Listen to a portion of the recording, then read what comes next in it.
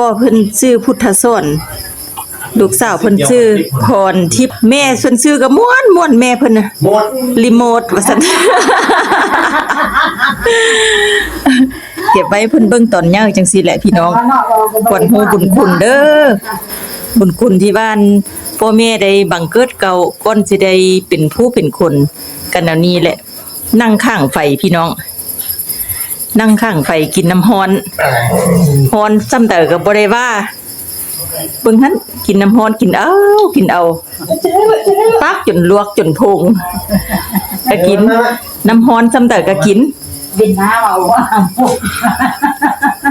คลิปนี้สร้างเพื่อว่าเตือนสติว่าลูกๆหลานๆที่ว่าจะตบถ้อยเที่ยงความพ่อแม่เด้อก็ให้จำไว้เฮาเบิ่งเอาซ้ำนี้แหละความทุกข์ของพ่อแม่ที่ว่าเลี้ยงลูกเลี้ยงเต้าก่อนสิได้ย่าเป็นผู้เป็นคนตอนนี้เพิ่นยังแบเบาะอยู่กำลังบ่ออกมาใหม่นี่แหละพี่น้องคนเฮาควรฮู้บุญคุณพ่อแม่บังเกิดเก่าที่ว่าเลี้ยงตั้งแต่น้อยจนใหญ่ตั้งแต่ว่าเพิ่นว่าลูกเข้าท้องของท้าแต่มือตายคือเพิ่นว่าเด้พี่น้องบัดเกิดลูกแล้วเพิ่นว่าบัดเกิดลูกแล้วเพิ่นว่าป๊าดโธ่ลงอกลงใจแล้วก็ดีใจซั่นลงอกลงใจดีใจย้อนว่าเห็นหน้าลูกเห็นตาลูกว่าซั่นพี่น้องเอาสิเก็บไว้เป็นความทรงจำให้เพิ่นเบิ่งตอนใหญ่นางพรทิพย์นางพรทิพย์แล้วก็ชื่อลิ้นน้องแพรวาปะโถชื่อคนไทยซั่นเด้เนาะร้านใหญ่วิไลก็ได้เอาถ้าขายสบายดีเพิ่นเด้สบายดีเบิ่งดูสบายดีเบิ่งดูโอ้ยอย่าบังหน้าอายติเขิน เขินดิโอ้แพงเด้อร้านใหญ่เก็บไว้ให้เพิ่นเบิ่ง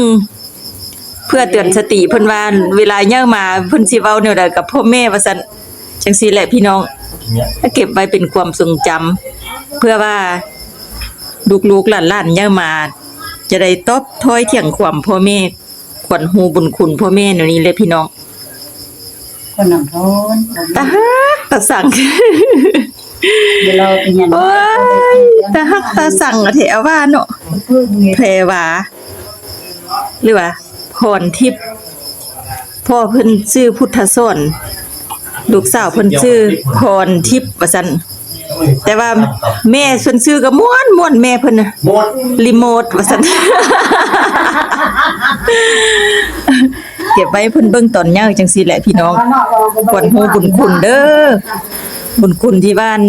พ่อแม่ได้บังเกิดเก่าก่อนสิได้เป็นผู้เป็นคนกันเอานี้แหละนั่งข้างไฟพี่น้อง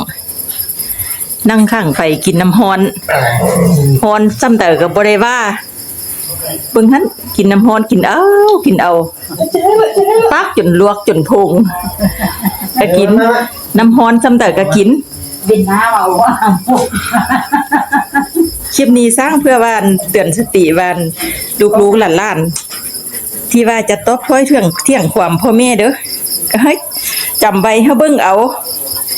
ซ้ำนี้แหละความทุกข์ของพ่อแม่ที่ว่าเลี้ยงลูกเลี้ยงเต้าก่อนสิได้ย่าเป็นผู้เป็นคนซ้ำนี้แหละพี่น้องก็ยายวิไลเฮาเบิ่งพังๆเพราะแต่ว่าเป็นคติเตือนใจให้ลูกๆหลานๆได้เบิ่งได้ชมกันอันนี้ก็เป็นเตียงนอนนี่บ่แม่นธรรมดาเด้พี่น้องเตียงนี้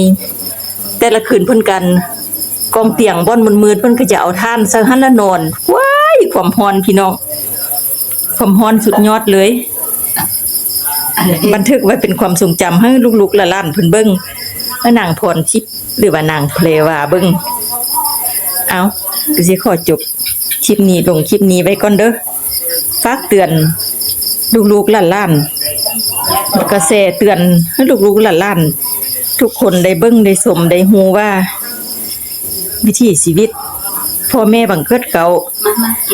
ก่อนลูกเต้าสิย่างเป็นเซเป็นสาวเป็นเบ้ากันมันทุกข์มันยากมันร้อนมันเดือดมันร้อนหรือว่ามันสบายซ้ำเด้อกะเบิ่งเอาซ้ำนี้เอาจบคลิปนี้ลงเพียงซ้ำนี้ฝากกดไลค์กดแชร์กดติดตามให้ใหญ่วิไลม่วงม่วนเด้อบ๊ายบาย